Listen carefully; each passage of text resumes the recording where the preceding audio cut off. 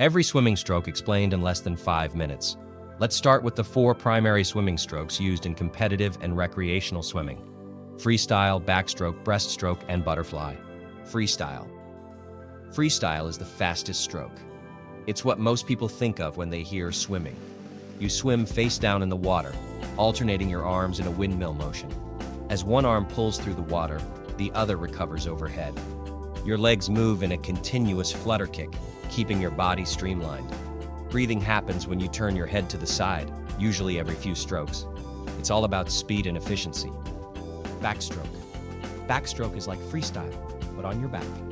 You lie flat, with your face up, and move your arms in an alternating windmill motion, pulling yourself backward through the water. Your legs flutter kick in the same way as freestyle, and your head stays still. One key challenge is that you can't see where you're going, so backstroke requires good awareness of your surroundings. Breaststroke. Breaststroke is one of the easiest strokes to learn because it's more controlled and less tiring than the others. Your arms and legs move in a circular motion. Start with your arms extended forward, then pull them in a wide arc to your chest and extend again. At the same time, your legs perform a frog-like kick, pushing back together to propel you forward. The key here is timing. Arms pull, then legs kick, and you glide forward. Butterfly. Butterfly is the most difficult stroke to master.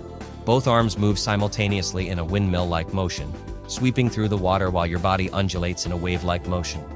The legs perform a powerful dolphin kick, where both feet stay together and kick downward at the same time. It's a very rhythmic stroke and takes a lot of strength and coordination. When done right, it looks smooth and powerful. Each stroke has its own rhythm and technique, but all are designed for maximum propulsion through the water. Which stroke do you find the easiest or most challenging? And don't forget to subscribe.